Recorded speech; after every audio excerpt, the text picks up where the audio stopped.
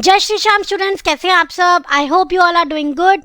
हम स्टार्ट करने वाले हैं इस वीडियो में chapter number 1, that is Indian regulatory framework. यहाँ पे आप बेसिक्स ऑफ लॉ सीखेंगे। लॉ होता क्या है, कितने टाइप्स के लॉ होते हैं, लॉ बनता कैसे है, कौन कौन सी डिफरेंट ऑर्गेनाइजेशंस है जो ये इंश्योर करते हैं कि लॉ का पालन हो, कानून का पालन हो। तो ये सारी बातें आप देखोगे। तो एक बार हम क्या करते हैं, हम लिख लेते हैं कि क्या क्या टॉपिक इस चैप्टर में हम कवर करने वाले हैं। तो आप यहाँ देखोगे कि टोटल 6 टॉपिक्स आपके इस चैप्टर में कवर होंगे। आप नंबरिंग कर लीजिए, फिर हम इसको लिखते हैं। पहला है आपका व्हाट इज लॉ, आप ये सीखोगे लॉ होता क्या है। दूसरी चीज आप देखोगे what are the sources of law, मतलब लॉ ओरिजिनेट कहाँ कहाँ से होता है। फिर हम सीखेंगे what are the types of law, कितने तरीके का लॉ होता है। देन हम बात करेंगे about process of formation of law, सबसे इंपॉर्टेंट रहने वाला है। तो आप लिख लेंगे process of formation of law. Next हम बात करेंगे about different regulatory bodies, various regulatory bodies के बारे में आप बात करने वाले हो। जैसे मिनिस्ट्री ऑफ फाइनेंस हो गया, आपका आरबीआई हो गया, insolvency and bankruptcy board of India हो गया। ये सारी बातें आप यहाँ करने वाले हो। और उसके बाद last but not the least हम बात करेंगे about structure of Indian judicial system. India का जो जुडिशियल सिस्टम है उसका क्या स्ट्रक्चर है वो हम बात करेंगे। लिख लेंगे आप structure of Indian judicial system. तो इससे आपको आइडिया लग जाएगा कि बेसिकली इस चैप्टर में आप पढ़ने क्या वाले हो, एंड अकॉर्डिंगली हम एक एक चीज़ों को समझ के चलेंगे। तो बच्चों बहुत इंपॉर्टेंट चैप्टर है, this is the basics of your entire law subject. तो बहुत ध्यान से आप चीज़ों को समझेंगे एंड मेरे साथ साथ नोट डाउन करते चलेंगे। तो फाइनली हम लोग लॉ पढ़ना स्टार्ट करने वाले हैं, चैप्टर नंबर 1। सबसे पहले हम लॉ का मीनिंग समझेंगे। तो एक शब्द में बोलूं तो लॉ का मतलब होता है कानून, ठीक है। बट इससे आपको कुछ अभी समझ में नहीं आएगा। आप इसको थोड़ा सा एक्सप्लेन करके समझो कि एक ऐसा डॉक्यूमेंट जिसमें मैं रूल्स एंड रेगुलेशन लिख दूं।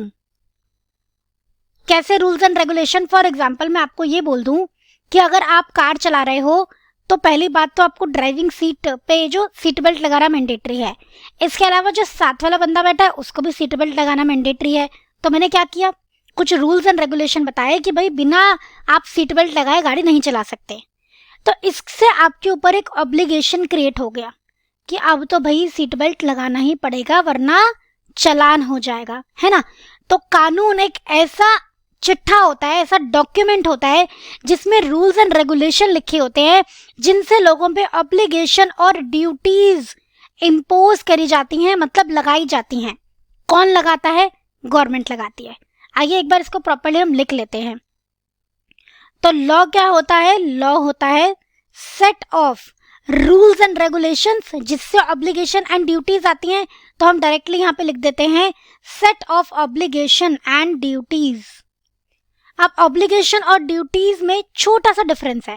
ऑब्लिगेशन ज्यादा स्ट्रिक्ट होती है कि आपको करना ही करना है, ड्यूटीज थोड़ा सा कम स्ट्रिक्ट होती है। जैसे अगर मैं आपको कहूँ कि सीट बेल्ट लगानी है तो ऑब्लिगेशन, मैंने आपको बोला कि आपको स्पिट नहीं करना चाहिए, ये क्या है? ड्यूटी, कि आपको स्पिट नहीं करना चाहिए। तो लॉ क्या होता है? Set of obligation and duties होती हैं जो लोगों पे लगाई जाती हैं, ऑब्वियसली इम्पोज्ड ऑन पीपल। कौन लगाता है बताओ? कौन इम्पोज करता है इस कानून को? By government, right. तो कौन इम्पोज करता है? गवर्नमेंट। क्यों करा जाता है? लॉ क्यों चाहिए, कानून क्यों चाहिए, क्यों ऐसे रूल्स एंड रेगुलेशन चाहिए? भाई मैम इसलिए चाहिए ताकि लोगों को सिक्योरिटी मिले, लोगों का वेलफेयर हो, भला हो। अब आप जो सीट बेल्ट वाला रूल कह रहे हो उससे क्या होगा?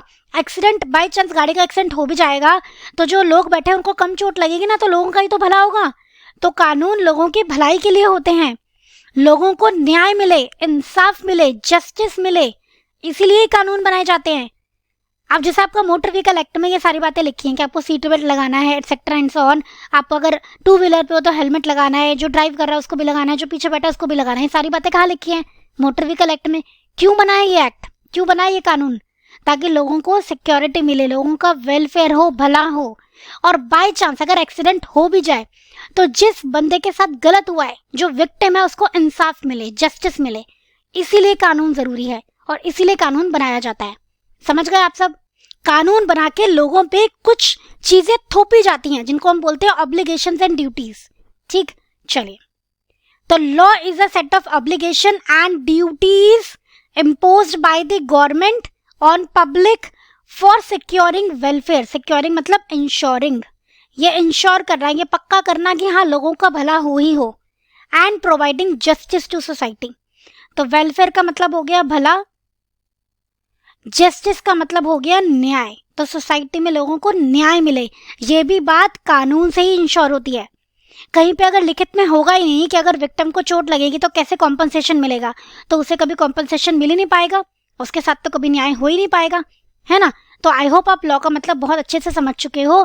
कुछ रूल्स एंड रेगुलेशन जिससे ऑब्लिगेशंस और ड्यूटीज आती हैं लोगों के ऊपर, कौन इम्पोज करता है, गवर्नमेंट इम्पोज करती है, क्यों इम्पोज करती है, ताकि लोगों का भला हो और उन्हें जस्टिस मिले।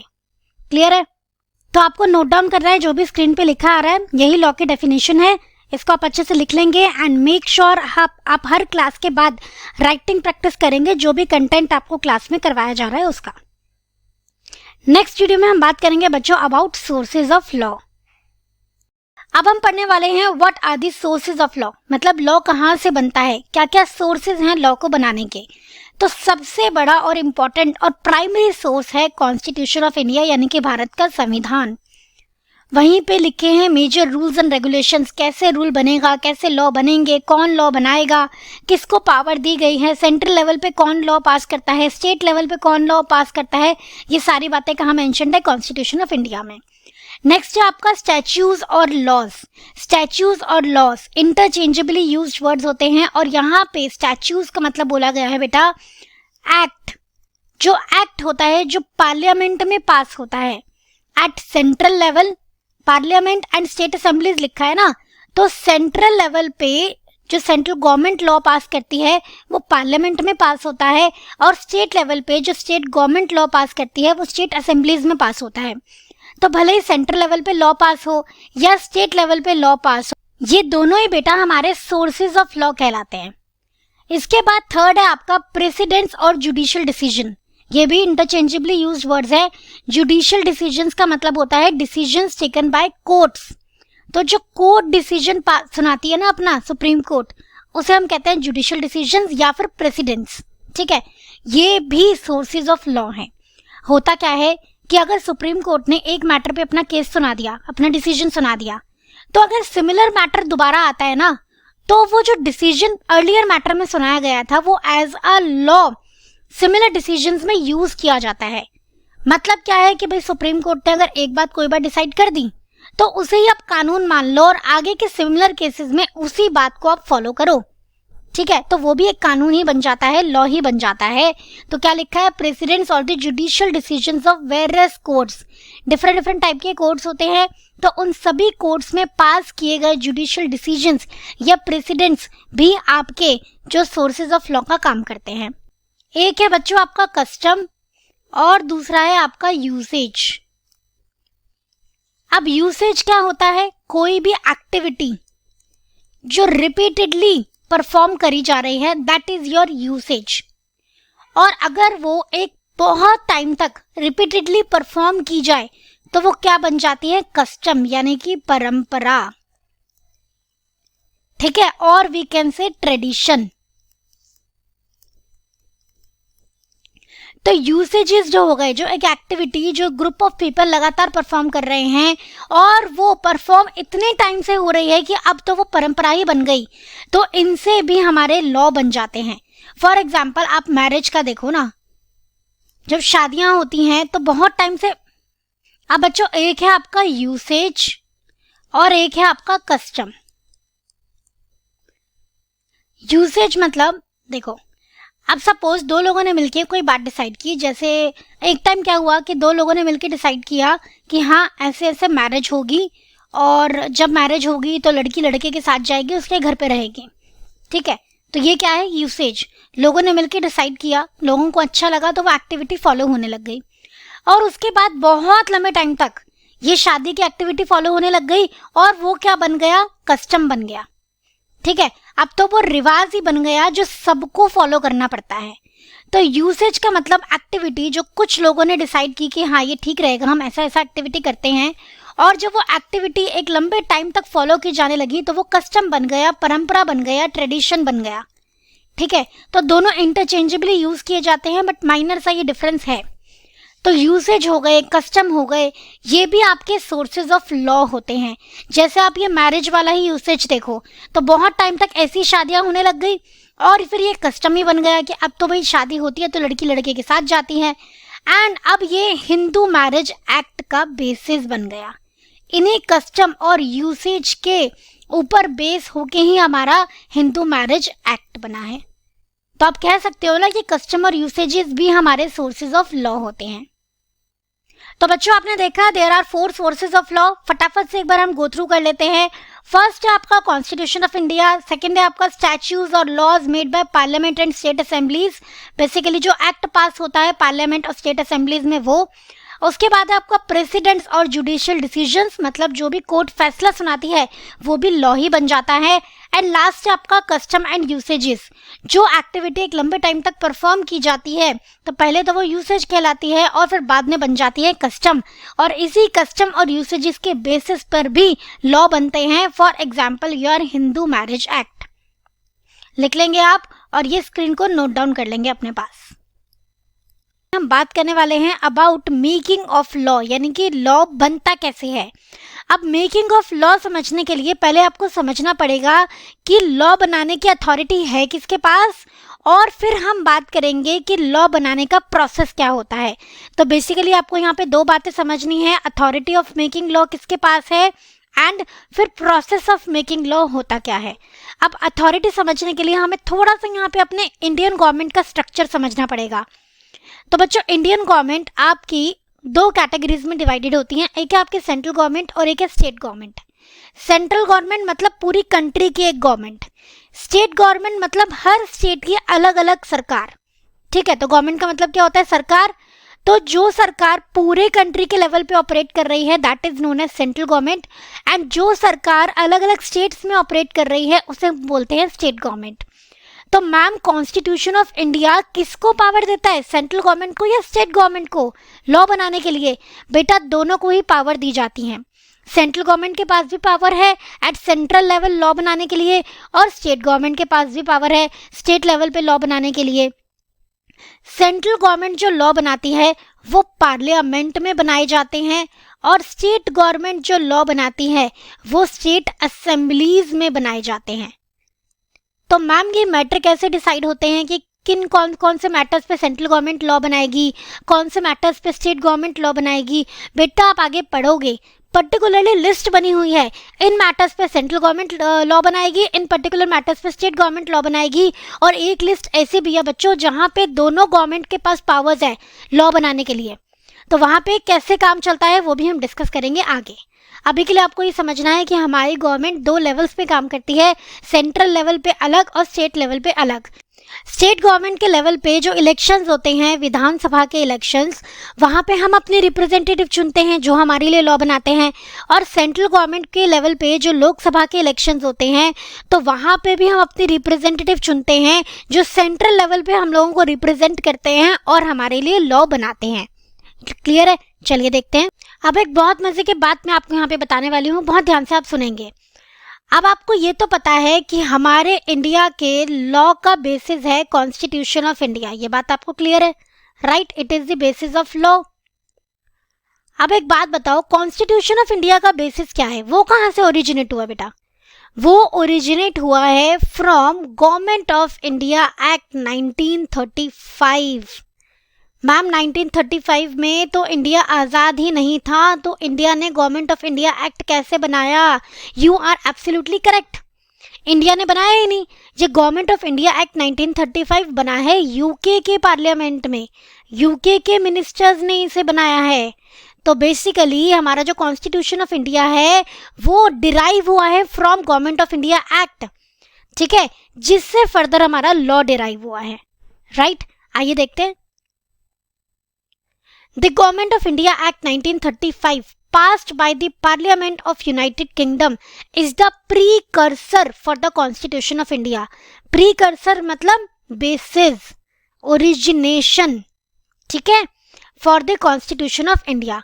It defined the characteristic of a government from unitary to federal. मैंने बताया था ना आपको कि कॉन्स्टिट्यूशन ऑफ इंडिया में ही ये बात लिखी है बेटा कि हमारी गवर्नमेंट यूनिटरी नेचर की नहीं होगी, सारी पावर्स एक के पास नहीं होंगी, बल्कि फेडरल नेचर की होगी.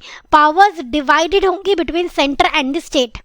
तो powers were divided between centre and state to avoid any disputes. इसे भी आप नोट डाउन कर लेंगे.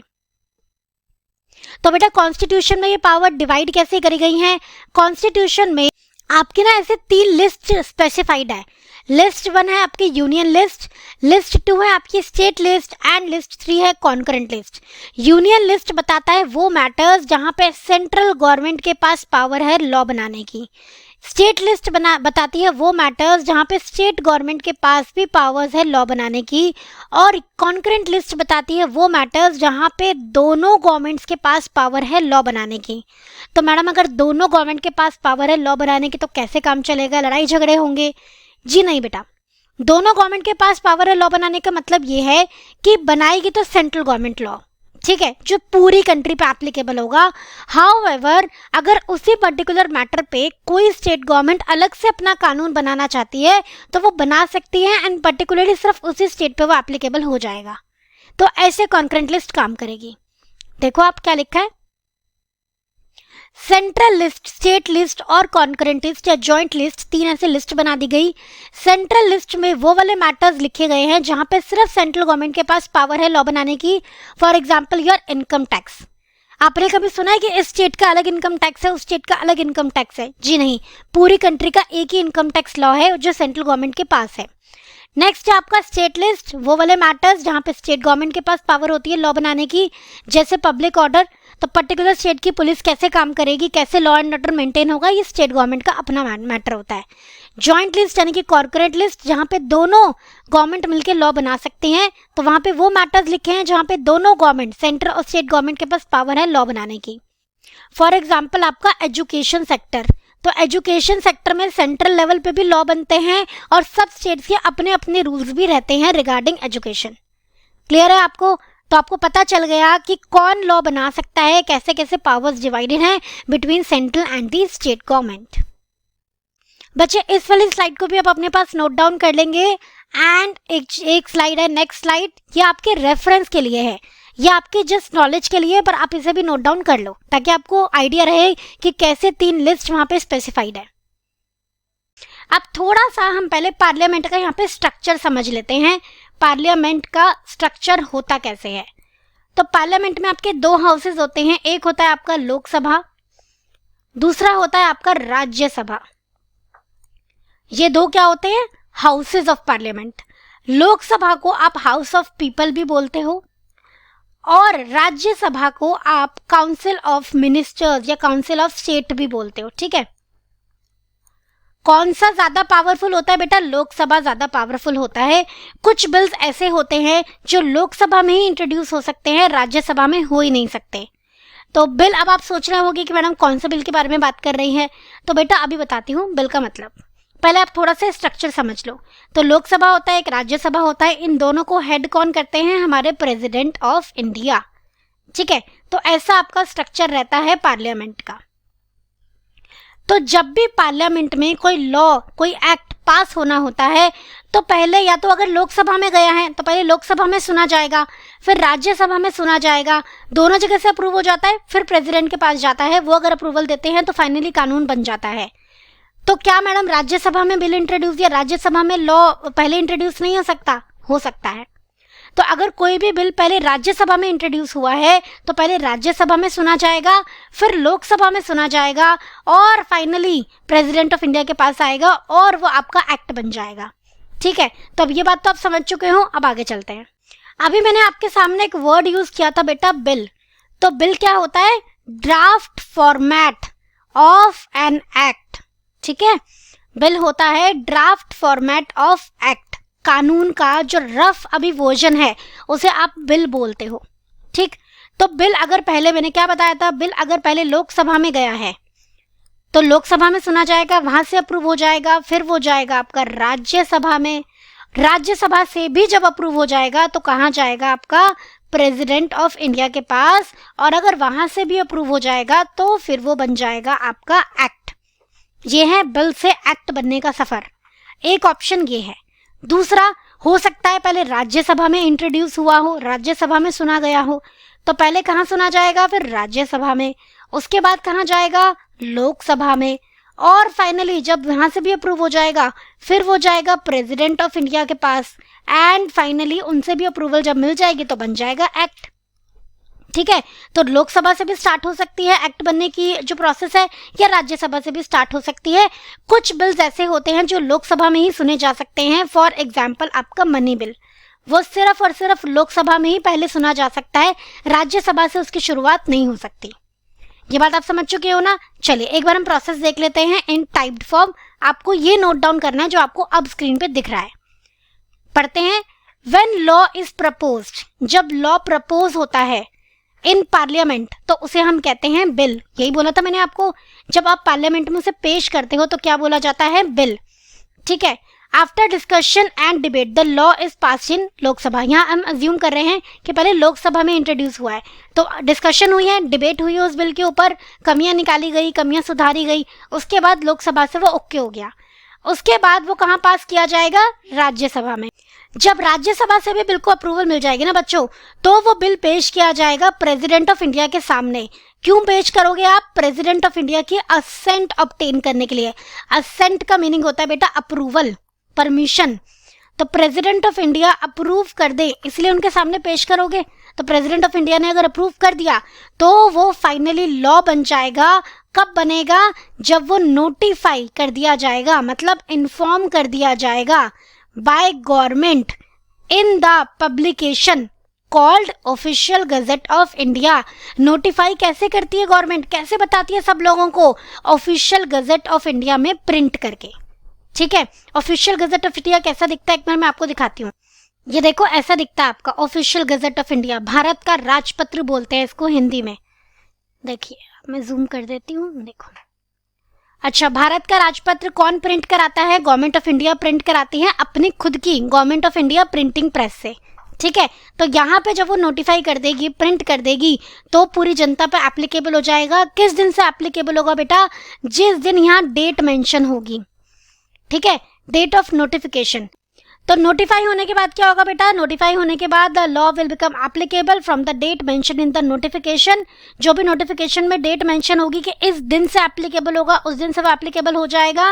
और जब वो एप्लीकेबल हो जाएगा, नोटिफाई हो गया, एप्लीकेबल हो गया। अब डिफरेंस समझो आप नोटिफाई होने का और एप्लीकेबल होने का। सपोज गवर्नमेंट ने नोटिफाई किया ऑन 1 दिसंबर 2023, पर कहा है कि एप्लीकेबल होगा फ्रॉम 1 जनवरी 2024। तो कौन सी डेट से कानून लगेगा, 1 जनवरी 2004 से। ठीक है, so this is known as effective date, जब से वो अप्लाई हो जाएगा, सबको मानना पड़ेगा, that is known as effective date. ठीक है, तो जब वो नोटिफाई भी हो जाएगा और इफेक्टिव भी हो जाएगा, तो जिस दिन वो इफेक्टिव हो जाएगा उस दिन वो क्या कहलाएगा, एक्ट कहलाएगा। क्लियर है सबको, नोट डाउन कर लेंगे बेटा ये वाली स्क्रीन। अब हम बात करेंगे सिविल लॉ के बारे में, जो डील करता है डिस्प्यूट से, लड़ाई झगड़े से। अब डिस्प्यूट इंसानों के बीच में भी हो सकता है, इंडिविजुअल टू इंडिविजुअल। ठीक है, इंडिविजुअल टू इंडिविजुअल लड़ाई झगड़ा हो रहा है तो भी सिविल लॉ में कवर हो रहा है, या इंडिविजुअल टू ऑर्गेनाइजेशन, कोई कंपनी के साथ लड़ाई झगड़ा है तो वो भी आपका सिविल लॉ में कवर होता है। इसके अलावा बेटा अगर ऑर्गेनाइजेशन टू ऑर्गेनाइजेशन भी कोई लड़ाई झगड़ा है तो वो भी आपका सिविल लॉ में कवर होता है। दो कंपनियों के बीच में अगर कोई डिस्प्यूट है तो वो भी कहाँ कवर होगा, सिविल लॉ में है। एग्जाम्पल लो आप एक बढ़िया सा। फॉर एग्जाम्पल अगर राम और श्याम के बीच में कोई कॉन्ट्रैक्ट हुआ था, जहां पे राम को सामान सप्लाई करना था शाम को और शाम पेमेंट करना था। अब राम ने तो सामान सप्लाई कर दिया, शाम ने पेमेंट नहीं की। अब ये मैटर कहाँ जाएगा, क्या ये कोई क्राइम है, नहीं मैम, तो ये मैटर जाएगा आपका सिविल लॉ में। ठीक है, क्या राम करे, क्या क्या राम के पास राइट होंगे, कैसे राम शाम से या तो अपना सामान या पैसे रिकवर कर पाएगा, ये सारी बातें कहाँ डिस्कस करी गई हैं, सिविल लॉ के अंदर। तो सिविल लॉ बेसिकली ब्रॉडली अगर मैं एक शब्द में बोलूं तो डील करता है विद रिस्पेक्ट टू डिस्प्यूट्स, लड़ाई झगड़ा, कोई भी ऐसा मैटर होता है तो वो सिविल लॉ में जाता है। तो हमने बात की थी सिविल लॉ डील करता है डिस्प्यूट्स से, कि डिस्प्यूट्स को, लड़ाई झगड़े को रिजॉल्व कैसे किया जाए। और लास्ट वीडियो में हमने जो बात की थी अबाउट क्रिमिनल लॉ, तो क्रिमिनल लॉ डील करता है कि क्राइम की पनिशमेंट कैसे दी जाए। समझ रहे हो आप? तो सिविल लॉ पनिशमेंट बेस्ड नहीं है, सिविल लॉ ये देखता है कि डिस्प्यूट को सॉल्व कैसे किया जाए, रेजोल्यूशन मतलब सॉल्व करना। और क्रिमिनल लॉ कहता है कि भाई एक बंदे ने क्राइम किया है, अपराध किया है, तो उसे कैसे पनिश किया जाए। तो अगर सिविल लॉ में कोई केस जाता है ना बेटा, तो इसमें मोस्टली केसेस में कॉम्पनसेशन दिलवाया जाता है, मतलब जो भी नुकसान हुआ है उसकी भरपाई कराई जाती है, ठीक है। और अगर क्रिमिनल लॉ में कोई केस जाता है, इन मोस्टली केसेस वहां पे पनिशमेंट दी जाती है। अब punishment may be in the form of fines और in the form of imprisonment, मतलब जेल में डाल देना, ठीक है। तो दोनों के या दोनों का कॉम्बिनेशन भी हो सकती है, कुछ फाइन भी लग जाए, कुछ इम्प्रिजनमेंट भी हो जाए, सजा भी हो जाए। समझ गए आप difference between criminal law and civil? तो बेसिकली सिविल लॉ में हम बात करते हैं कि हाँ, दो लोगों के बीच में लड़ाई है तो उनको सॉल्व कैसे किया जाए। और क्रिमिनल लॉ में हम डील करते हैं कि किसी बंदे ने अपराध किया है तो उसे सजा कैसे दी जाए। क्लियर? आइए देखते हैं।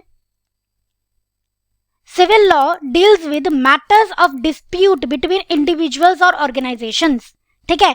ऑर्गेनाइजेशन टू ऑर्गेनाइजेशन भी अगर लड़ाई झगड़ा हो रहा है तो वो भी सिविल लॉ में कवर होता है। एक कंपनी का दूसरी कंपनी के साथ अगर झगड़ा है कि उसने तो सामान सप्लाई किया, दूसरी कंपनी ने पेमेंट नहीं की, सारे मैटर्स कहाँ जाएंगे? सिविल लॉ में।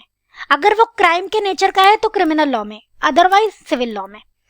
This law primarily focuses on dispute resolution rather than punishment. ये मैंने आपको बताया कि इसमें मैटर को सॉल्व करने के बारे में सोचा जाता है, पनिशमेंट के बारे में नहीं सोचा जाता ज्यादा। CPC code of civil procedures guide करता है सिविल लॉ को, ठीक है। तो इसमें क्या लिखा होता है कि कैसे कैसे कौन कौन से मैटर्स कैसे सॉल्व किए जाएंगे। बेसिकली वो कोड ऑफ सिविल प्रोसीजर्स आपको डिटेल में एक्सप्लेन करता है कि मैटर्स को कैसे सॉल्व किया जाएगा, एक्सप्लेन करता है रेजोल्यूशन प्रोसेस, ठीक है। आइए, तो सिविल लॉ में अंदर क्या क्या कैटेगरीज है। Civil law is further divided into law of contract, contract law भी सिविल लॉ का ही पार्ट है। उसके बाद है family law, property law and law of torts, ये सारे आपके सिविल लॉ में कवर होते हैं। लॉ ऑफ कॉन्ट्रैक्ट यानी कि इंडियन कॉन्ट्रैक्ट एक्ट के बारे में ही बात कर रहा है, ये आप पढ़ने वाले हो अपने आगे के वीडियोस में। फैमिली लॉ मतलब अगर कोई फैमिली का मैटर है, दो भाइयों के बीच में लड़ाई झगड़ा है, तो ये भी तो डिस्प्यूट ही है ना, कहाँ जाएगा? सिविल लॉ में। कोई प्रॉपर्टी से रिलेटेड अगर पर्टिकुलर मैटर है तो वो कहाँ जाएगा? सिविल लॉ में। लॉ ऑफ टॉर्ट मतलब कोई रॉन्गफुल एक्ट, जैसे अगर किसी एक पर्सन ने दूसरे पर्सन की पिटाई कर दी तो कहाँ जाएगा मैटर? सिविल लॉ में। क्लियर? सिविल ऑफेंसेस के एग्जांपल आपको गिवन है, ब्रीच ऑफ कॉन्ट्रैक्ट, कॉन्ट्रैक्ट को तोड़ना, जैसे मैंने आपको राम और श्याम का एग्जांपल दिया था, तो वहां श्याम ने कॉन्ट्रैक्ट तोड़ा था, सिविल लॉ में कवर हो रहा था। एक है आपका non delivery of goods, for example आपने अमेजोन से या कहीं से भी सामान मंगवाया, सामान डिलीवरी नहीं हुआ, कहाँ जाओगे? सिविल लॉ में। Non payment of dues to lender, आपने किसी से पैसा उधार लिया था, तो वो पर्सन जिसने आपको पैसा उधार दिया था वो होता है लेंडर, तो उसने आपको पैसा दिया, आप रीपे ही नहीं कर रहे, तो कैसा मैटर है? सिविल लॉ का मैटर है। या सेलर, सेलर से आपने सामान खरीदा था, आप उसको पैसा नहीं दे रहे, वो भी कहाँ कवर होगा? सिविल लॉ में। डिफेमेशन, डिफेमेशन क्या होता है? किसी की इमेज को नुकसान पहुंचाना, ठीक है, किसी की छवि खराब करना, उसकी मार्केट में इमेज को खराब करना इज नोन एज डिफेमेशन, ठीक है। झूठ झूठ किसी के बारे में आप उल्टा सीधा फैला दो मार्केट में जिससे उसका नाम खराब हो, बदनामी हो बेसिकली, तो वो भी मैटर कहाँ जाता है आपका? सिविल लॉ में। Breach of contract and dispute between landlord and tenant, जो अगर लैंडलॉर्ड और टेनेंट का कोई भी मामला है वो भी सिविल लॉ का मामला है। और ऐसे बहुत सारे एग्जांपल हैं जो सारे आपको सीपीसी में यानी कि कोड ऑफ सिविल प्रोसीजर में सारी बातें मेंशन है। क्लियर? चलिए, तो ये बेटा सिविल लॉ के बारे में डिटेल इन्फॉर्मेशन, ये स्क्रीन आप नोट डाउन कर लेंगे। और साथ में अगेन आई एम सेइंग कि आपको जो भी रिटन कंटेंट है वो भी नोट डाउन करना है, क्योंकि आपको पता लग जाएगा कि सीपीसी में लिखा क्या होता है या टॉट का मीनिंग क्या होता है। डिफेमेशन का मतलब यहाँ पे लिख देती हूँ बदनामी, तो ये भी आप यहाँ पे लिख लेंगे। इसके साथ साथ बच्चों क्लास में कराया गया मैटर आपको लर्न रहे, इसलिए आप ये भी नोट डाउन कर लो ठीक है, कि सिविल लॉ और क्रिमिनल लॉ का डिफरेंस क्या होता है। अब हम बात करेंगे अबाउट कॉमन लॉ। बहुत ही सिंपल चीज है। कॉमन लॉ का बेसिकली मतलब होता है जुडिशियल प्रेसिडेंट और केस लॉ। जुडिशियल प्रेसिडेंट मतलब जो डिसीजंस, जो जजमेंट कोर्ट देता है उसे हम कहते हैं जुडिशियल प्रेसिडेंट, ठीक है। केस लॉ भी कहा जाता है और टेक्निकल जाओगे तो उसे जुडिशियल प्रेसिडेंट बोलते हैं। अब कॉमन लॉ का जुडिशियल प्रेसिडेंसी या केस लॉ से क्या लेना देना है बेटा? कॉमन लॉ का मतलब ही होता है आपका केस लॉ से कानून डिराइव करना। होता क्या है, देखो आप जानते हो supreme court is the highest court. तो सुप्रीम कोर्ट जो भी फैसला सुनाता है इन एन इंडिविजुअल केस, एक पर्टिकुलर केस में अगर सुप्रीम कोर्ट ने कोई जजमेंट सुनाया है तो उसी जजमेंट को बाकी के जो लोअर कोर्ट्स हैं वो मानेंगे while giving decisions in the similar case. क्या होता है, ध्यान से सुनना। सुप्रीम कोर्ट ने एक केस में कोई फैसला सुनाया, ठीक है, उसी के सिमिलर एक और केस आ गया, तो अब लोअर कोर्ट्स को क्या करना है, जो सुप्रीम कोर्ट का वो जजमेंट था उसे कानून मान के आगे का डिसीजन पास करना है in any that similar case, right. आइए देखते हैं।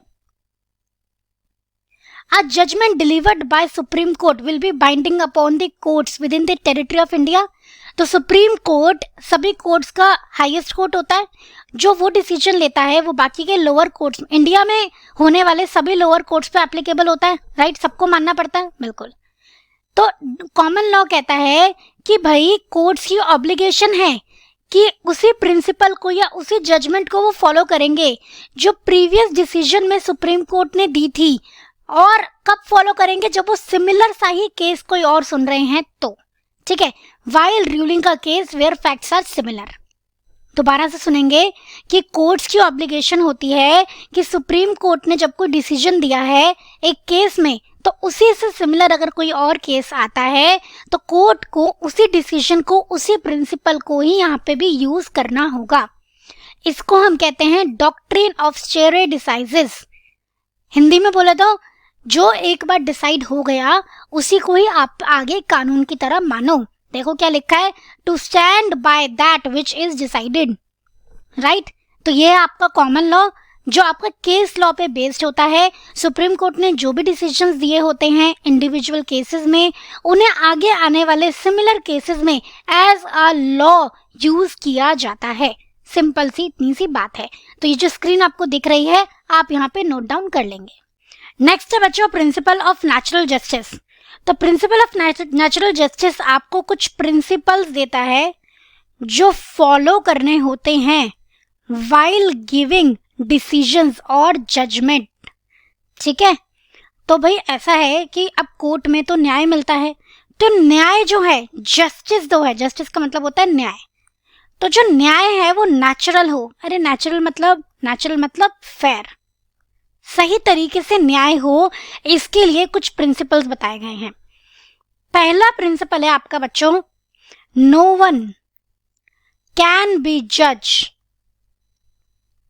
In its own case. भाई किसी भी पर्सन को अपने खुद से रिलेटेड केस में जज नहीं बनाना है। तो अगर ऐसा हो गया कि भैया अगर मान लो मैं जज हूं और मेरा ही बच्चा है जो उस केस की एक पार्टी है, तो ऑब्वियसली मेरा डिसीजन तो बायस हो जाएगा, ठीक है। तो किसी भी पर्सन को अपने खुद से रिलेटेड केस में डायरेक्टली और इनडायरेक्टली जहां पे एक जज का इंटरेस्ट इन्वॉल्व है उस पर्टिकुलर केस का जज वो नहीं बन सकता, ठीक है। इसको हम बोलते हैं रूल अगेंस्ट बायस। क्यों किया जाता है ऐसा, क्यों रखा है ये रूल? ताकि बायसनेस ना रहे, ठीक है। ऐसा ना हो कि जज एक पर्सन का फेवर ले ले, इसको अवॉइड करने के लिए। दूसरा रूल है बच्चों, give other party a fair hearing. भाई दूसरी पार्टी को अपना पूरी बात कहने का मौका देना है आपको, ठीक है। फेयर चांस देना है कि वो अपनी सारी बात कह पाए। तो अगर ये रूल फॉलो होंगे तो ऑब्वियसली जो जस्टिस आएगा वो कैसा आएगा, बिल्कुल सही आएगा। तीसरा आपका रूल है बच्चों, जो जजमेंट कोर्ट पास करेगी दैट शुड बी रीजन्ड जजमेंट होना चाहिए। रीजन्ड जजमेंट मतलब जो सपोर्टिंग के ऊपर आधारित हो, ठीक है। प्रॉपर आपके पास प्रूफ के ऊपर आधारित हो तभी आपको जजमेंट देना है, ठीक है। इसको आप लिख लो सिंपल भाषा में, judgment should be supported with evidence. Proof मतलब एविडेंस बोल दो आप अच्छी लैंग्वेज में। अब आपने कभी कोर्ट का जो पर्चा देखा है, जो उनका डिसीजन होता है, कभी देखा है? वो कई हजारों पेजेस में जाता है। तो क्या कोर्ट कितने हजारों पेजेस का अपना डिसीजन सुनाता है? जी नहीं। उसमें ना एक एक चीज लिखी होती है, पहली हियरिंग से आखिरी हियरिंग तक क्या क्या हुआ, कौन कौन से सबूत आए, कौन कौन से गवाह आए, सब कुछ डिटेल में लिखा होता है। क्यों? इसी रूल की वजह से कि भाई जो भी फैसला आखिरी में सुनाया गया है वो प्रॉपर सबूतों पे बेस्ड होना चाहिए। और इसी वजह से इतने लंबे चौड़े जो आपके डिसीजंस बनते हैं, ठीक है, कई कई हजारों पेजेस के, उसमें जज साहब सब कुछ लिखवाते हैं कि भाई ये जो पर्सन आया था, ये जो गवाह आया था, उससे ये कंक्लूजन निकला, इस सबूत से ये कंक्लूजन निकला, फाइनली जब हम डिसीजन पे पहुंचे तो हम इन सबूतों के बेस पे डिसीजन पे पहुंचे। ठीक है, तो ऑब्वियसली जो जस्टिस आएगा वो कैसा आएगा? बिल्कुल फेयर आएगा, राइट। तो प्रिंसिपल ऑफ नेचुरल जस्टिस, कुछ ऐसे प्रिंसिपल जो फॉलो होने चाहिए जस्टिस देते वक्त, न्याय करते वक्त, ताकि न्याय जो है वो बिल्कुल फेयर हो, सही हो। कौन कौन से प्रिंसिपल है? पहला है कि भाई अपने केस में या अपने से रिलेटेड किसी भी केस में एक पर्सन खुद जज नहीं बनेगा। दूसरा है कि दोनों पक्षों को अपनी बात कहने का मौका देना है। आप एक पर्सन की बात सुन रहे हो तो आपको अदर साइड की भी पूरी बात सुननी है, उन्हें फेयर चांस देना है अपनी पूरी बात एक्सप्लेन करने का।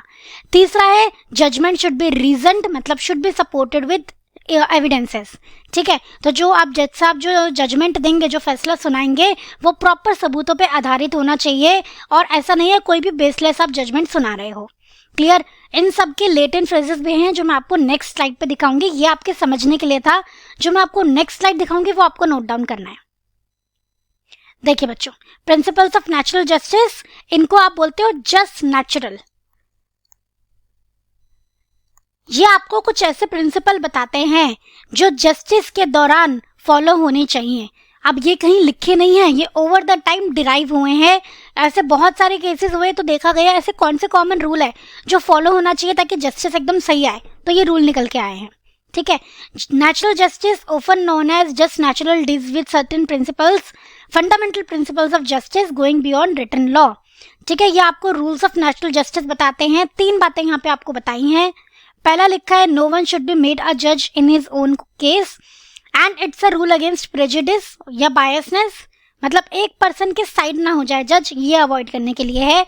दूसरा है हियर द अदर पार्टी और give the other party a fair hearing, दूसरी पार्टी को भी पूरी बात कहने का मौका दो, फेयर मौका दो अपनी सारी बात कहने का।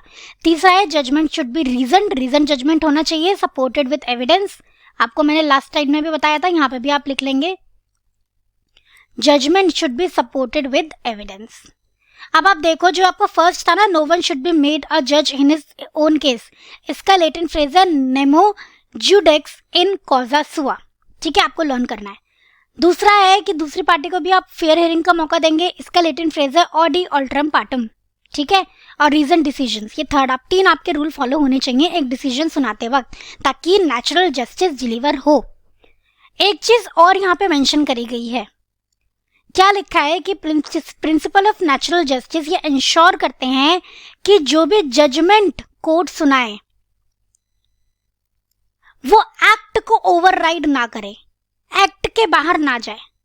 तो जज साहब को इस बात का भी ध्यान रखना है कि जो वो फैसला सुना रहे हैं वो कानून के दायरे से बाहर नहीं होना चाहिए, पर क्या वो उनके अपने पिछले फैसले के अगेंस्ट में हो सकता है? जी हाँ।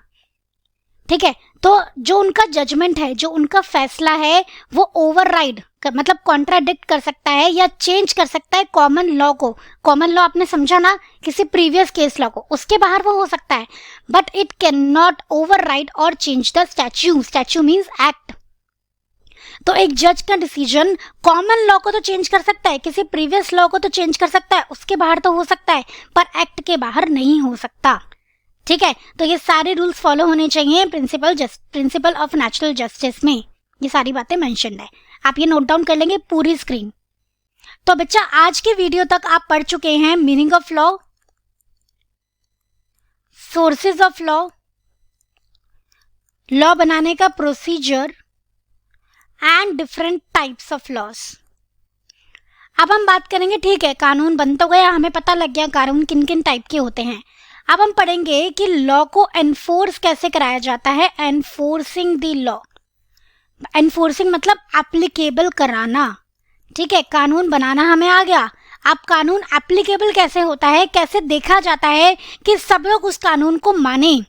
अब हम बात करेंगे कि लॉ को एनफोर्स कौन कराता है, मतलब कानून का पालन कौन कराता है, तो वो भी सरकार ही कराती है। अच्छा मैम, कानून बनवाती भी सरकार ही है और पालन भी सरकार कराती है। जी हाँ, गवर्नमेंट की 3 ब्रांचेस होती हैं। ब्रॉडली 3 कैटेगरी के काम गवर्नमेंट करती है। पहला है लेजिस्लेटिव, जहां पे लॉ बनाने का काम होता है। दूसरी ब्रांच है उसकी एग्जीक्यूटिव, जहां पे लॉ के इम्प्लीमेंटेशन का काम होता है। बच्चों कैसे इम्प्लीमेंट कराती है वो मैं आपको बताऊंगी। तीसरा है आपका जुडिशियल, जहां पे डिस्प्यूट रेजोल्यूशन का काम होता है। अगर लॉ का पालन करते करते कुछ लोगों के बीच में अगर लड़ाई झगड़ा हो जाए, मतभेद हो जाए, तो कहाँ पे सुनवाई होगी, जुडिशियल ब्रांच ऑफ गवर्नमेंट पे, ठीक है। यहाँ पे आपके कोर्ट्स आते हैं, सुप्रीम कोर्ट, हाई कोर्ट, ये सब भी हम डिस्कस करेंगे बाद में। अभी हम लेजिस्लेटिव समझ चुके हैं सारा, अब हम बात करेंगे एग्जीक्यूटिव पावर्स या एग्जीक्यूटिव ब्रांच ऑफ गवर्नमेंट की। तो बच्चों सरकार जो कानून का पालन करवाती है, कैसे करवाती है, तो सेंट्रल लेवल और स्टेट लेवल हमने बात करी थी, दोनों लेवल पे सरकार काम करती है। तो सेंट्रल लेवल पे गवर्नमेंट मिनिस्ट्रीज के थ्रू कानून का पालन कराया जाता है बच्चों, और स्टेट लेवल पे डिपार्टमेंट ऑफ स्टेट्स के थ्रू कानून का पालन कराया जाता है, ठीक है जी। चलिए, The Government of India exercises its executive authority through a few government ministries और Department of State, ठीक है, समझ गए ना आप। गवर्नमेंट मिनिस्ट्रीज आपकी जो सेंट्रल लेवल पे, डिपार्टमेंट ऑफ स्टेट आपका स्टेट लेवल पे, ठीक है। थोड़ी बहुत मिनिस्ट्रीज आप आगे समझोगे, ठीक है, फ्यूचर के आपकी वीडियोस में वो देखने को मिलेंगी।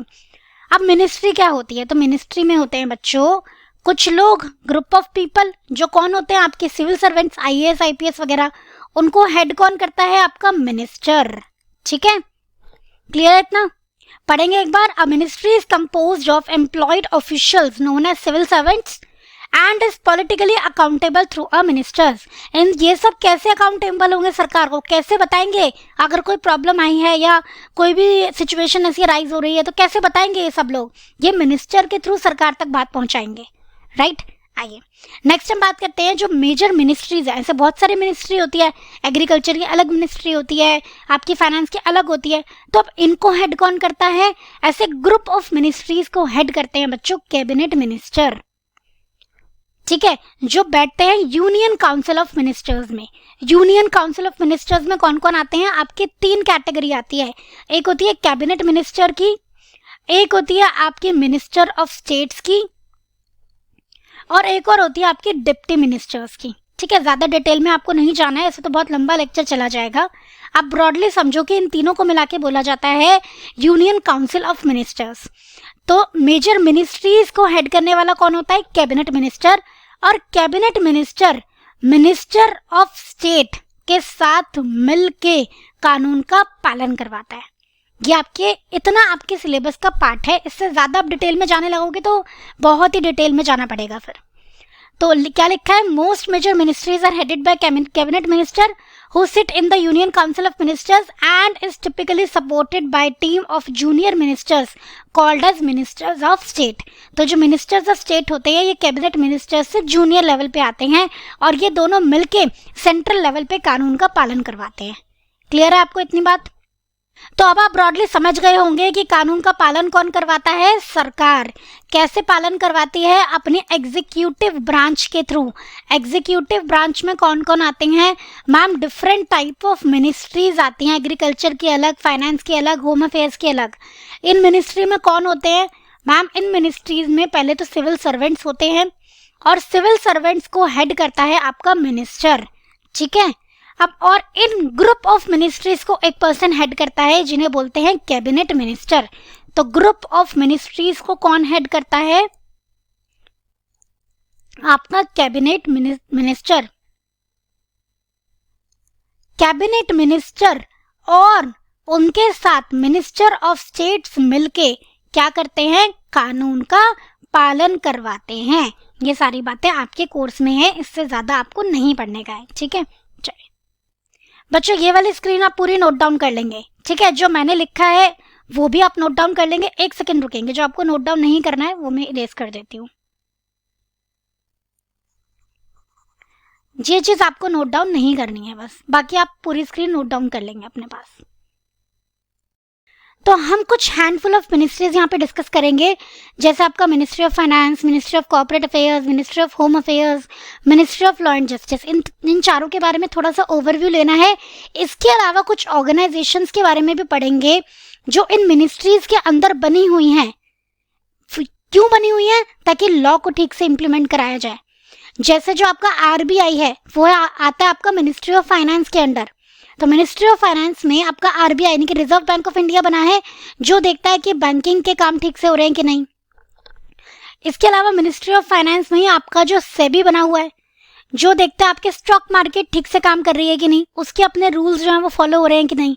ठीक है, एक है आपका insolvency and bankruptcy board of India, ये आपका फॉल करता है under ministry of corporate affairs. ये देखता है कि भाई जब एक कंपनी का इंसॉल्वेंसी हो जाती है या बैंक्रप्सी हो जाती है तो उसके प्रोसीजर्स जो हमने मेंशन किए हैं वो ठीक से फॉलो हो रहे हैं कि नहीं। समझ रहे हो आप?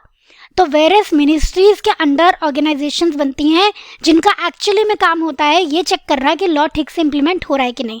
तो कुछ हम मिनिस्ट्रीज और कुछ ऑर्गेनाइजेशंस यहाँ पे डिस्कस करके चलेंगे। सबसे पहले हम बात करेंगे बच्चों अबाउट मिनिस्ट्री ऑफ फाइनेंस। आप नाम से समझ रहे होंगे इस मिनिस्ट्री का काम क्या होता है, ये देखना कि फाइनेंस से रिलेटेड काम ठीक से हो रहे हैं कि नहीं, फाइनेंस से रिलेटेड जो एक्ट है वो ठीक से फॉलो हो रहे हैं कि नहीं। So this ministry of finance is concerned with economy of India. India की इकोनॉमी से डील करती है डायरेक्टली मिनिस्ट्री ऑफ फाइनेंस। ठीक है, it serves as the treasury of India. ठीक है, इंडिया का खजाना, इंडिया का जो खजाना पैसे वगैरह सब कुछ कौन मैनेज करता है? Ministry of finance. क्या क्या काम होते हैं मिनिस्ट्री ऑफ फाइनेंस में? टैक्सेशन से रिलेटेड, फाइनेंशियल लेजिस्लेशन यानी कि फाइनेंस से रिलेटेड लॉ बनाने का काम, फाइनेंशियल इंस्टीट्यूशंस की गवर्नेंस, जैसे आरबीआई मैंने आपको बताया रिजर्व बैंक ऑफ इंडिया बैंकों को गवर्न करता है, तो ये सब मिनिस्ट्री ऑफ फाइनेंस में फॉल करते हैं। कैपिटल मार्केट का अभी मैंने आपको बताया SEBI securities exchange board of India, जो आपकी स्टॉक एक्सचेंज की मार्केट है वो ठीक से काम कर रही है कि नहीं, किसके अंदर फॉलो होता है? मिनिस्ट्री ऑफ फाइनेंस के under. Centre and state finances, central level पे फाइनेंस कहाँ यूज़ हो रहा है, पैसा कहाँ यूज़ हो रहा है, स्टेट लेवल पे किस गवर्नमेंट को कितना पैसा जाएगा, कौन से स्टेट गवर्नमेंट को कितना पैसा जाएगा, कहाँ यूटिलाइज होगा, ये सब कौन हैंडल करता है? आपका मिनिस्ट्री ऑफ फाइनेंस। और सबसे इंपॉर्टेंट काम बजट बनाने का किसका काम है? मिनिस्ट्री ऑफ फाइनेंस का। हर साल बच्चों जो बजट पेश होता है जिसमें एस्टिमेटेड रिसीट्स एंड एक्सपेंडिचर लिखे जाते हैं, कौन बनाता है? Ministry of finance. क्या लिखा जाता है इसमें? एस्टिमेटेड रिसीट्स एंड एक्सपेंडिचर, कि भाई आगे आने वाले साल में कितना खर्चा होगा, कितना कहाँ से पैसा आएगा, कहाँ खर्च होगा, ये सारी डिटेल लिखी जाती है। ठीक है, आइए, one of the most important functions of the finance minister is the presentation of union budget. जो बजट बनता है वो जनता में पेश किया जाता है by the ministry of finance. ठीक है, so basically ministry of finance पूरी कंट्री का, गवर्नमेंट का जो पैसा है वो हैंडल करती है। ठीक है, it relates with economy of India, India के ट्रेजरी की तरह, इंडिया के खजाने की तरह ये डील करती है। कौन कौन से एरिया कवर होते हैं? Taxation, financial institutions, financial legislation, law बनाने का काम मिनिस्ट्री ऑफ फाइनेंस के थ्रू ही होता है। कैपिटल मार्केट यानी कि जो स्टॉक एक्सचेंज वगैरह है वो अगर वो ठीक से काम कर रही है नहीं कर रही, वो भी कौन देखता है? Ministry of finance. और यूनियन बजट जो बनाने का काम है वो भी कौन देखती है? Ministry of finance. Central level पे कहाँ पैसा खर्च होगा, स्टेट लेवल पे किस सरकार को कितना पैसा एलोकेट होगा, कहाँ खर्च होगा, ये भी कौन हैंडल करता है? Ministry of finance. ठीक है जी, चलिए अब बच्चों जो आप सिविल सर्विसेज देखते हो ना, आईएएस, आईपीएस एक्सेट्रा, ये बहुत सारे टाइप्स की होती हैं। ठीक है, तो उनमें से जो 4 सेंट्रल सिविल सर्विसेज हैं, कौन कौन सी? Indian revenue service, Indian accounts and audit and account service, Indian economic service and Indian civil account service. ये किस में फॉल करती हैं? ये फॉल करती है अंडर मिनिस्ट्री ऑफ फाइनेंस। ठीक है, इसके अलावा एक और है Indian cost and management account service, ये भी फॉल करती है under ministry of finance. Clear बच्चों? मतलब इन सिविल सर्विसेज में जो भी लोग एम्प्लॉयड हैं वो किनको रिपोर्ट करते हैं मिनिस्ट्री ऑफ फाइनेंस को। I hope it's very clear. ये था आपका constitution of ministry of finance. Next हम बात करेंगे about departments of ministry of finance. तो आपके 6 डिपार्टमेंट फॉलो करते हैं मिनिस्ट्री ऑफ फाइनेंस में। एक है डिपार्टमेंट ऑफ इकोनॉमिक अफेयर्स जो इकोनॉमी से के अफेयर्स देखता है, पैसे से रिलेटेड अफेयर्स देखता है। डिपार्टमेंट ऑफ एक्सपेंडिचर जो देखता है भैया खर्चा कितना कितना हो रहा है, ये सारी बातें। नेक्स्ट है डिपार्टमेंट ऑफ रेवेन्यू, रेवेन्यू मतलब रिसीट्स कि कहाँ कहाँ से पैसा आएगा सरकार के पास, ये कौन देखता है, department of revenue. Department of financial services जो गवर्नमेंट को फाइनेंशियल सर्विसेज कौन प्रोवाइड करता है, आम बैंक तो करता नहीं है ना, तो ये डिपार्टमेंट ऑफ फाइनेंशियल सर्विसेज करता है। Department of investment and public asset management, public का पैसा या फिर सरकार ने जो इन्वेस्टमेंट कर रखी है वो कैसे कैसे यूटिलाइज होगी, कितना पैसा आया है, कहाँ कहाँ यूज़ हुआ, ये सारी बातें कौन देखता है, department of investment and public asset management. Next आपका डिपार्टमेंट ऑफ पब्लिक एंटरप्राइजेस जो गवर्नमेंट की कंपनीज है, एंटरप्राइजेस हैं, पब्लिक एंटरप्राइजेस, उन्हें कौन मैनेज करता है, डिपार्टमेंट ऑफ पब्लिक एंटरप्राइजेस। ठीक है, ये सब किस में फॉलो करती हैं बच्चों, बिल्कुल भी नहीं भूलेंगे आप, मिनिस्ट्री ऑफ फाइनेंस में। ठीक है, कितने डिपार्टमेंट है बच्चों मिनिस्ट्री ऑफ फाइनेंस के, मैम 6। कौन कौन से, department of economic affairs, department of expenditure, department of revenue, department of financial services, department of investment and public asset management and last है आपका department of public enterprises. I hope ये बिल्कुल clear है आपको। अब हम बात करने वाले हैं another important ministry, ministry of corporate affairs. Ministry of corporate affairs नाम से ही पता लग रहा है, कॉर्पोरेट मींस कंपनीज, तो ये डील करती हैं related to affairs of corporates या कंपनीज। कौन सी कंपनी बेटा, इंडस्ट्रियल सेक्टर की कंपनी हो या सर्विस सेक्टर की कंपनी हो, दोनों को ही मिनिस्ट्री ऑफ कॉर्पोरेट अफेयर्स ही हैंडल करती है। ठीक है, यही देखती है कि क्या कानून बनना है, कैसे फॉलो हो रहा है कि नहीं कानून, ये सारी चीजें कौन देखता है, ministry of corporate affairs. Broadly अगर इसका काम हम देखें तो LLP एक्ट फॉलो हो रहा है कि नहीं ठीक से, कंपनीज एक्ट फॉलो हो रहा है कि नहीं ठीक से, कौन सा वाला कंपनीज एक्ट 1956 को भी यही हैंडल करती थी, 2013 को भी मिनिस्ट्री ऑफ कॉर्पोरेट अफेयर्स ही हैंडल करती है। इंसॉल्वेंसी एंड बैंक्रप्सी कोड होता है एक, वो ठीक से फॉलो हो रहा है कि नहीं, कोई चेंजेस की रिक्वायरमेंट है क्या, ये सब कौन देखता है, मिनिस्ट्री ऑफ कॉर्पोरेट अफेयर्स। तो इंसॉल्वेंसी एंड बैंक्रप्सी कोड ठीक से फॉलो हो रहा है कि नहीं, मिनिस्ट्री ऑफ कॉर्पोरेट की जिम्मेदारी है। तो मिनिस्ट्री ऑफ कॉर्पोरेट अफेयर्स ने क्या किया, एक IBBI insolvency and bankruptcy board of India नाम की एक संस्था बना दी, ऑर्गेनाइजेशन बना दी, जो ये देखती है कि भाई ये वाला जो कोड है ये प्रॉपर्ली फॉलो हो रहा है कि नहीं। क्लियर है, चलिए एक और चीज है बच्चों, मिनिस्ट्री ऑफ कॉर्पोरेट अफेयर्स की वेबसाइट है mca.gov.in, स्टार्टिंग में www. लगा लेंगे। ठीक है, इसी के थ्रू ये ऑपरेट करती है और इसी के थ्रू कंपनीज को कोई भी डॉक्यूमेंट सबमिट करना होता है टू MCA, वो किया जाता है। क्लियर है, चलिए तो ministry of corporate affairs, basic information पहले आप देखोगे। तो ministry of corporate affairs is concerned with administration of the companies act 2013, companies act 1956, LLP act 2008 and insolvency and bankruptcy code 2016। तो ये सारी चीजें, कंपनीज एक्ट हो गया, LLP एक्ट हो गया, इंसॉल्वेंसी एंड बैंक्रप्सी कोड हो गया, ये ठीक से फॉलो हो रहे हैं कि नहीं, ये सब कौन देखता है, MCA। ठीक है, it is responsible for regulation of Indian enterprises in the industrial and service sector. तो इंडस्ट्रियल सेक्टर में या सर्विस सेक्टर में जो भी कंपनीज हैं उन्हें कौन रेगुलेट करता है, कौन उन पे कड़ी नजर रखता है कि कुछ गलत तो नहीं हो रहा, ministry of corporate affairs. Clear है, चलिए आगे देखते हैं। इस मिनिस्ट्री को कौन रन करता है बेटा, this ministry is mostly run by civil servants of ICLS cadre. ICLS का मतलब क्या होता है, इंडियन कॉर्पोरेट लॉ सर्विस। तो इंडियन कॉर्पोरेट लॉ सर्विस क्या है, सिविल सर्विसेज का एक पार्ट है। तो सिविल सर्विसेज के जो ये डिपार्टमेंट है, इंडियन कॉर्पोरेट लॉ सर्विस, इसके लोग होते हैं मिनिस्ट्री ऑफ कॉर्पोरेट अफेयर्स में। अब ये तो आप जानते हो, जो सिविल सर्विसेज वाले लोग होते हैं कैसे अपॉइंट होते हैं, यूपीएससी से, यूपीएससी का एग्जाम क्लियर करना पड़ता है। तो क्या लिखा है, these officers are elected to this civil services examination conducted by UPSC. ठीक है, तो IAS IPS ऐसे बहुत सारे और भी होते हैं, आपको IAS IPS पता है। ठीक है, तो वो सारे सिविल सर्वेंट्स जो ICLS कैडरे में फॉल करते हैं, यानी कि इंडियन कॉर्पोरेट लॉ सर्विसेज का पार्ट होते हैं, वो ही मिनिस्ट्री ऑफ कॉर्पोरेट अफेयर्स में काम करते हैं। इन ऑफिसर्स को कैसे इलेक्ट किया जाता है, यूपीएससी के एग्जाम के थ्रू। क्लियर है, चलो जी। एंड बच्चों, मिनिस्ट्री ऑफ कॉर्पोरेट अफेयर्स की टॉप मोस्ट पोजीशन होती है director general of corporate affairs की, DGCOA की जो पोस्ट होती है, सबसे हाईएस्ट पोस्ट होती है। कैसे फिक्स की जाती है? It is fixed according to apex यानी कि top most scale for the IECLS cadet. ठीक है, इंडियन कॉर्पोरेट लॉ सर्विसेज का जो टॉप मोस्ट स्केल रहता है वही स्केल रहता है DGCOA का।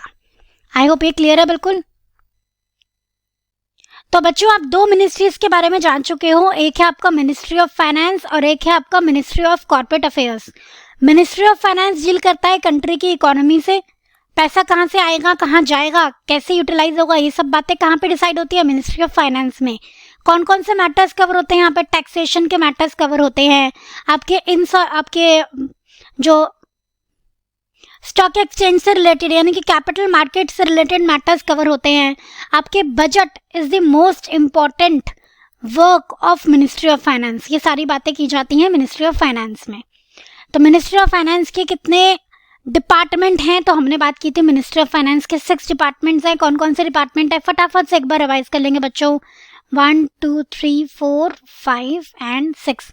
फटाफट से आप एक बार बताते चलेंगे 6 डिपार्टमेंट कौन कौन से हैं। एक है आपका डिपार्टमेंट ऑफ इकोनॉमिक अफेयर्स, एक है आपका डिपार्टमेंट ऑफ एक्सपेंडिचर, फिर हमने पढ़ा था डिपार्टमेंट ऑफ रेवेन्यू होता है, फिर हमने पढ़ा था department of investment and public asset management होता है, फिर हमने पढ़ा था डिपार्टमेंट ऑफ फाइनेंशियल सर्विसेज होता है एंड लास्ट हमने देखा था डिपार्टमेंट ऑफ पब्लिक सर्विसेज होता है।